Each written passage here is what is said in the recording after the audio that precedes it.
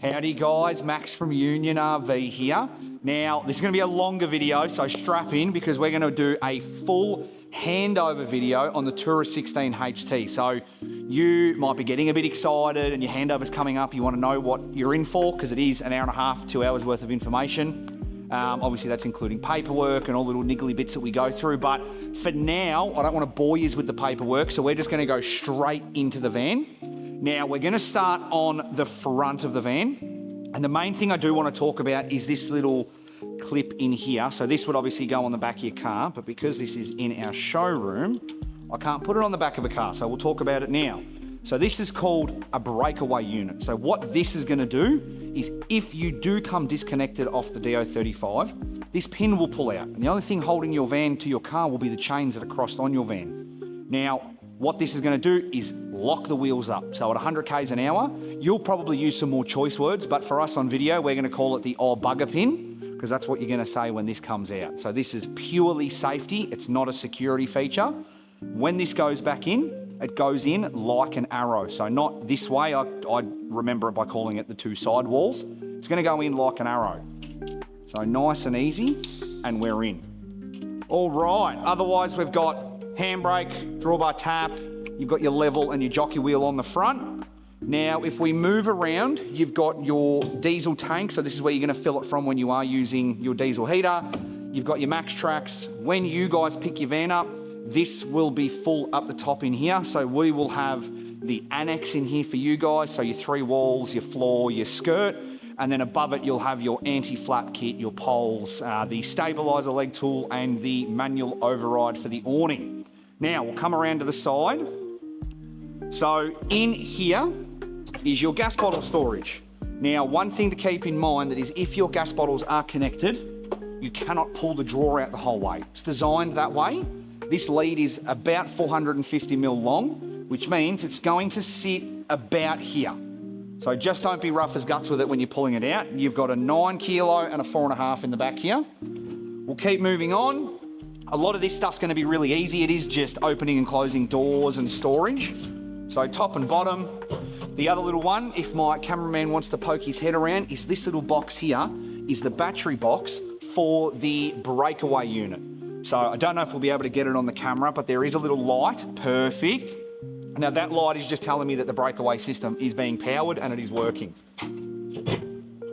This nice long drawer is going to come out much further than we can allow because we're up against the wall, but this will come out a lot further. Plenty of room in here. All right, we'll close this up. And it's good, it's all one finger operation. Like, it can't be any easier. Your batteries in here, so the standard vans will have 270 amp. You can go up to 405, you can go up to Renogy batteries and do 2-300, so lots of customization with that one. You've got your front water tank fill point here and your rear one at the rear of the van. So that's where you will fill your tanks from. You've got your 15 amp inlet, so that's ours there. The dust reduction system. So if you're going to be on dusty roads, you're going to do a lot of forward driving, turn this on and it'll become your best friend. This is going to suck a lot of air into the van to limit the amount of dust that's going to get in. Your mains water inlet is here. So this is going to be when you're at caravan parks, maybe you're using the van at home, you've got someone staying over, you can run town pressure into here. When you are doing that, I just need you guys to make sure that your pump is off because you've got all this town pressure coming in and then it's trying to regulate it. It's just going to burn the pump out and you'll break it. We don't want that. All right, before I get into up here, we're going to go down here. So what we've got is our grey water hose valve here. So this is where we're going to empty it from. If I open that, we've obviously got no water in it, but you can imagine what's going to come out. I've got an Anderson plug here. So this is going to be for an external solar panel. Now, being that the standard versions of these vans, the Manager 30, it has a solar controller inbuilt. So if you are going to run an external solar panel, you just need to make sure that that solar panel you're plugging in does not have a solar controller. If it does, it will not work. You're trying to regulate power that's then being regulated by the Manager 30. And then just next to that is going to be your tank selector. So you can see the R and the F, and I hope you can guess pretty easily what that means. If we switch it to the R, it means we're using the rear tank, and then the front tank is going to be the F there, and in the middle is both. So we recommend just leaving it in the middle to not affect your weights too much, but we won't get into that and I won't bore you with all that kind of stuff. Hot water unit. There's not a great deal to tell you in here. You've got a fuse up the top here and your power switch. Now the power switch is kind of redundant because we're going to use it on the inside of the van, so stay tuned and keep watching. And then the last one on the back here is your toilet cassette. So you can blend in, go to the airport if you like. And I make this dad joke, so I'm going to make it again. These new cassettes come with a shot glass. It is a pretty bad drink though, so I wouldn't be drinking out of it. But that is essentially your toilet. When you go to empty, yellow button, hold it, press it over and over again. It's just going to stop the gurgle and the splash. So just keep that in mind. When this goes in and when it comes out, it should be very easy. Everything on this van and most vans are very easy to do. So if you're using any kind of force, you're doing something wrong. It's that easy. So when you are trying to take it out, little yellow handle is going to go up and we're going to pull out. Now, if you are finding that that toilet cassette is rather tricky to get out and it doesn't want to move, it just means that your toilet flap inside the van isn't closed all the way. I'll show you that inside, but you've just got to make sure that you close it and hear the click. All right, we'll keep moving along. We've got the external shower on the back there, so that's going to have a hot and cold mixer with your shower head, which then brings me around to the back of the van. So on the back, you've got your big shower bag on the back here. That's going to have two arms that sort of fold out, and the bag or the tent is going to drop down with 4 poles that are sewn into the bottom of the bag, so it's a super easy setup. Pack up, you just roll it up, stuff it back into the bag. You've got your spare wheel with your rubbish bag, storage bag, whatever you like. I say rubbish bag because it has a drain plug. So if you do want to put rubbish in here, grey water hoses, wet gear, best place to put it. You've got your toolbox on the back here with your spotlight and your reverse camera. So with the reverse camera, on the day of your handover, that'll be something that it'll be myself, Makara or Justin will actually set that up in your car for you. We give you a little screen and all we need is a cigarette socket. Keep moving on. Now, on the side here, so this is where our manual override, the stabilizer legs are, and the anti-flap kit, as well as the poles for the awning on this one. Now, just be careful when you are putting your gear in here because there is a tiny little bit of wiring that pokes through. You don't want to hit it, knock it, and then you lose a brake light. All right, let's bring you guys around to the front of the van. So, no, first things first, you're not getting my Weber. That is ours. But you do, obviously, it can fit a little Weber. You can put a barbecue in there. I'm assuming that if you guys are going to have a barbecue, you'll also have the bayonet, which is now located down here. So they are nice and easy to use. Obviously, your black cap will come off, and it is a push in and about a half a turn. Now, on the front is all of this storage, which is just, you know, it's nuts. So, nice big opening, closing doors in there. Your fridge, now being that this is a dummy fridge, I can't show you it working, but we will do that on the day of handover, so don't stress. It's a fridge, it cools things down. It's pretty easy to use. So, nice and easy. All right, the kitchen. A lot of people love this stuff.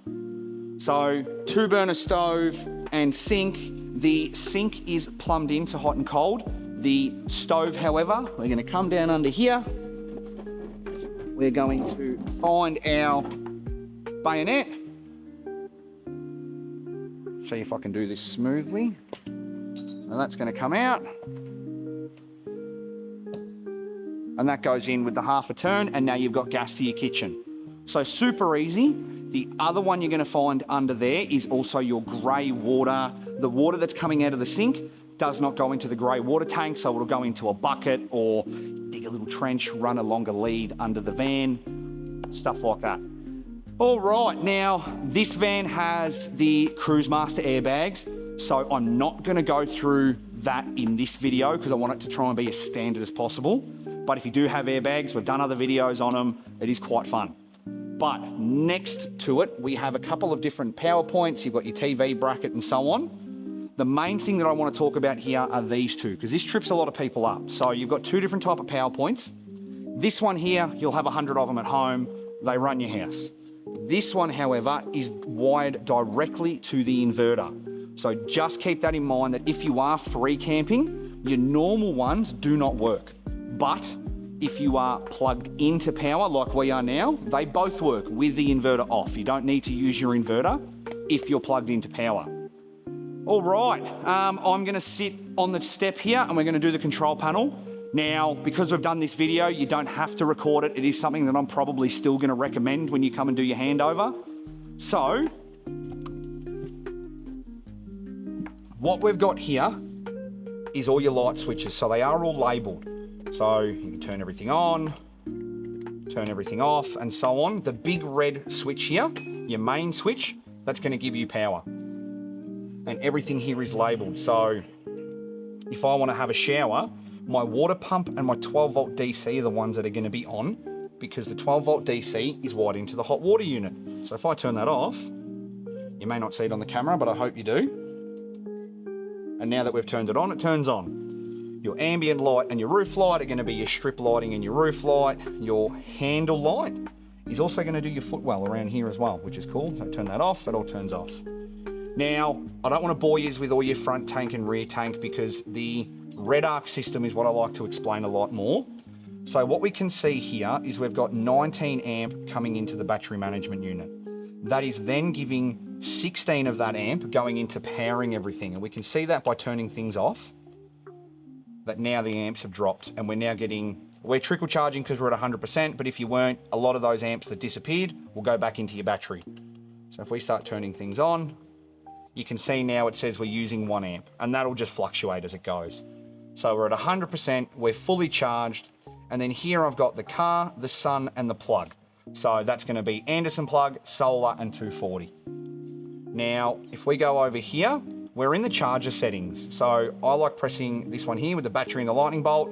That's gonna tell me what I've got in my van. So this is not gonna necessarily be the same for you. You might have 405, 600 amp, you might have gone 1200 amp, you never know.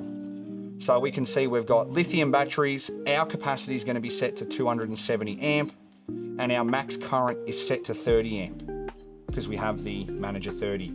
Now the state of charge alarm, I don't worry about it on our display vans, but on the day of handover, what we're going to do is bring this up to somewhere like 40%. So when the van hits 40%, it's going to start beeping and acting like it's flat. It's a lot easier to manage at 40% than it is at 10%. So that's just a little thing that we do here. So now I've saved that. If we go back into the settings, you can see it stayed at 40%, and then your voltage alarm is at 11 volts.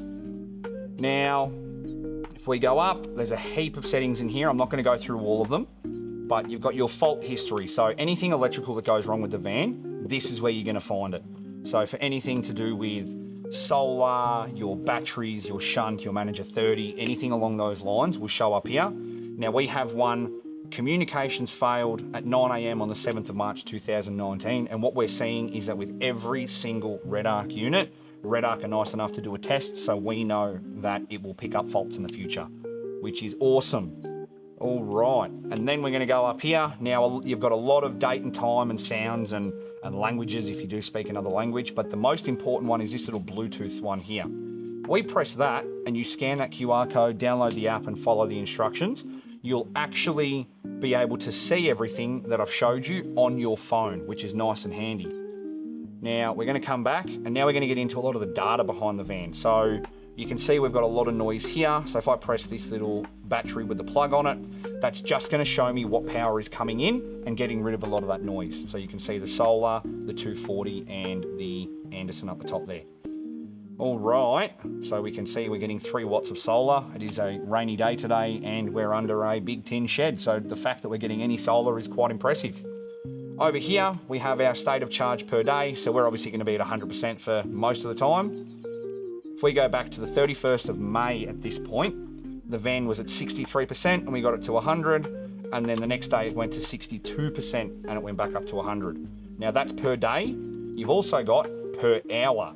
So if you're running hair straighteners, coffee machines, air fryers, things like that, if you use that coffee machine for an hour, that might chew 8% of your power. So you know that if you're going to do that, you can't have it the whole time while it's on. So just keep that in mind. Now we'll keep moving. So this one here is solar power. So this is going to tell me what I'm getting in per day for my solar energy. So we're obviously not going to be pulling much in. The vans are inside, but that is where you can see how much solar you're getting per day. Alrighty, I think that is pretty much it for the screen. So let's go in. All right, come on in. Now, for the bed, dependent on who's getting the door side of the bed, you've got on the back there the ambient light switch and the roof light. So that's going to do your strip lighting and the light above my cameraman's head there. Just next to it, you've got reading lamps. So the reading lamps are going to be on both sides. The reading lamps do dim as well as have a charging point, so top and bottom. So top on this side, and then it'll be bottom on the other side there. And then in your little nooks, your cubby cutouts, whatever you want to call them, you've got USB, cigarette socket, and normal 240 power points.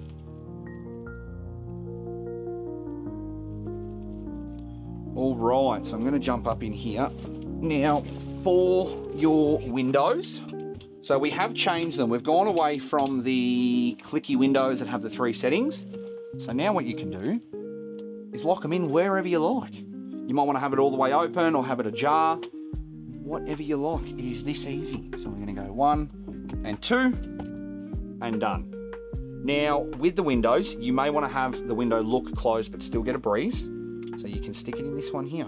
So if I do that, I can still get my pinky in there, which means if you travel like that, maybe you've had a few too many and you're a little hungover when you're packing your van up, happens to the best of us.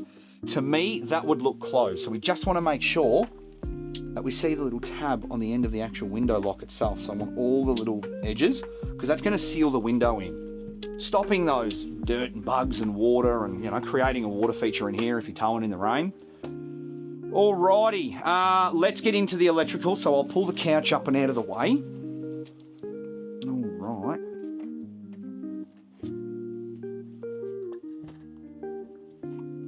So we played with the software in the control panel, and now what we're going to do is actually go through a lot of the hardware.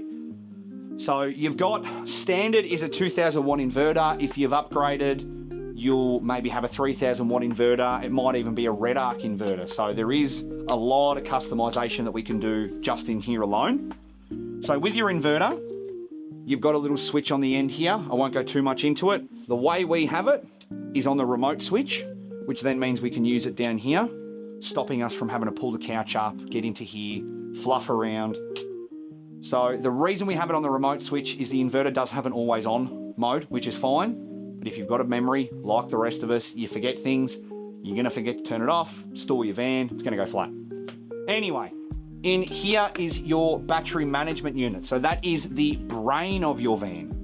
Now that is going to do your solar controlling, your DC to DC charging, the whole 9 yards is in that one little box there. That's grass, we love it. You've got your fuses all down here. So you've got your normal fuses. You can pick these up from Super Cheap Auto. These ones here are called A&L fuses. So they're gonna be, I think they're all around 25 amp with the exception of the inverter being a 300 amp fuse. So if you wanna buy some spares, I'd probably recommend eBay for that one. Otherwise, you've got your shunt in the corner here. Now the shunt, in simple terms, is taking the information from the battery management unit, translating it into somewhere that we can read over at the screen that we did before. You do have a little fan here with a temperature gauge attached to it. So once that gets to about 38 degrees, that's going to kick the fan in. If you've got a week of 40-degree weather, expect that fan to be on for a week. If the van is hot, it's trying to do a job and cool it down. So just keep that in mind. Otherwise, this is probably where I'd ask is if you have any questions, but I can't because you're on a video. So we'll close this up. I'll put the couch back together. Now, we have done another video on how to use the hot water unit, so I won't go into it too much, but all you're gonna do is come over to the sink.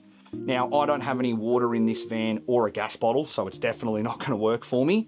Flick it all the way over to hot, turn it on, then over at this little screen down here, use your imagination with me.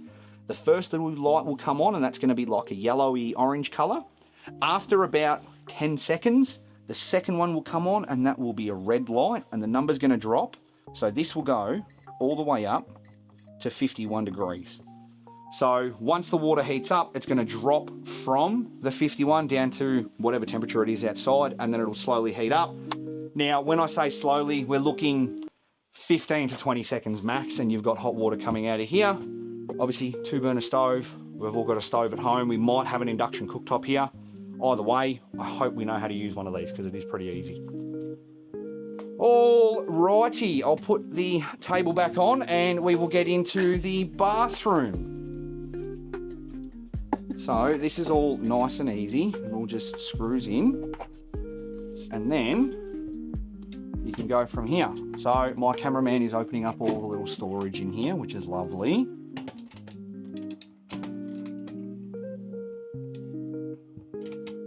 All right.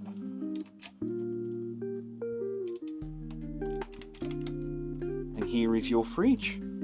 Can of Coke, anyone? Alrighty. So with the fridge, what I'm going to do is turn it on. And at the moment, we're going to set and forget because the fridge goes into a locking mode. And I want to show you guys how to get it out of locking mode. So we'll go do the bathroom, we'll come back to the fridge, and then we'll get into it. Cool.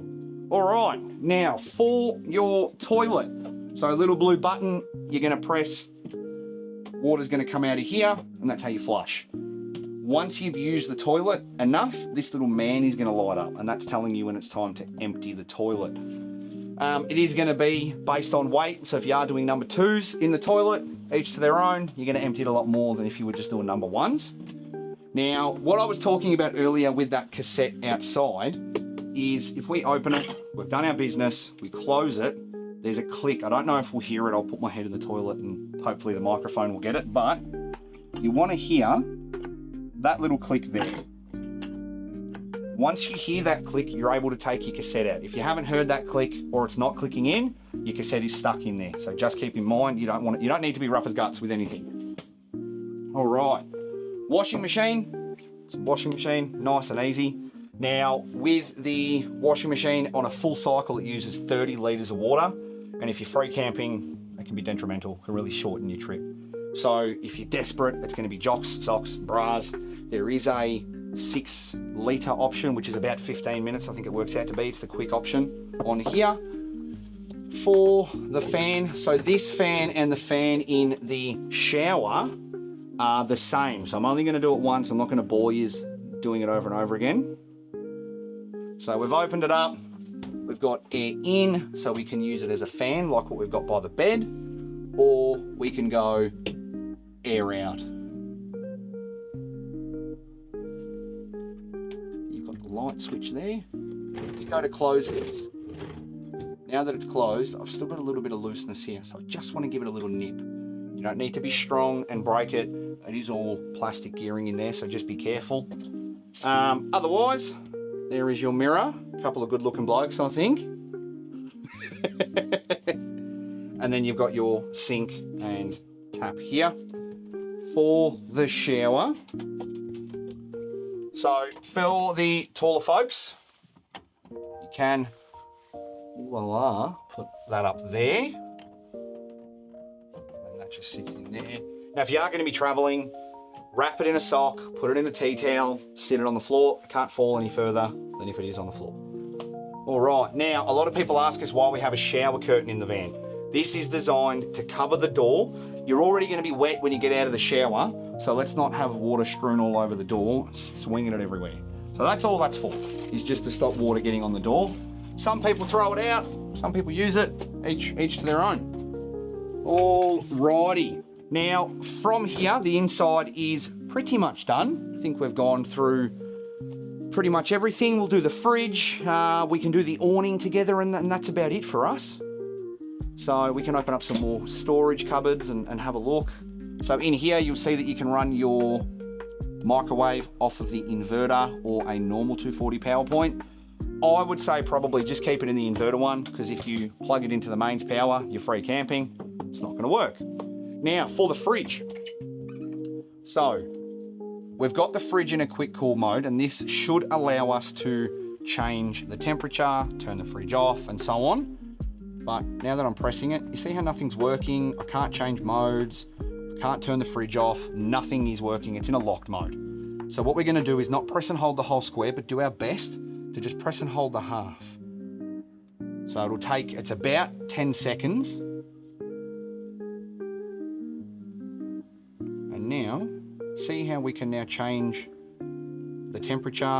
I can change it from quick cool to snooze. So snooze is also going to act like the locked mode because it's a preset setting. There's no changing there, which means I can't change the coolness of the snooze mode. It slows the compressor down so you don't hear it at night. We get a lot of people who are a light sleeper, so that compressor drives them bonkers. So we're going to go back to quick cool, and now I can change my temperature, or from here we can turn the fridge off, just like that. So that one trips a lot of people up. They think their fridge isn't working. It is, it's fine. That's how you do it. Let's go do the awning. So what we're gonna do,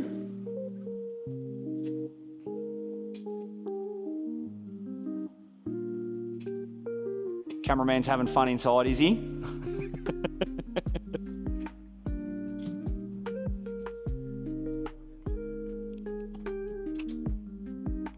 All right. So for the awning, everything can be done from here. So bring that up. There's no need to bend down and grab the pole from the bottom. From here, you want to bring the awning up, make the foot of the awning flat, because if it's not going to sit in there correctly. So make that flat. That's going to clip in. And then over here, snap that in and make sure that that is behind the little groove there. So then we'll do the same thing on the other side. 1 and 2. Again, the foot's going to be flat. That's going to go up. 1, 2. And now we just come over to the control panel. Press the awning close button and close the awning. So that one is just in here.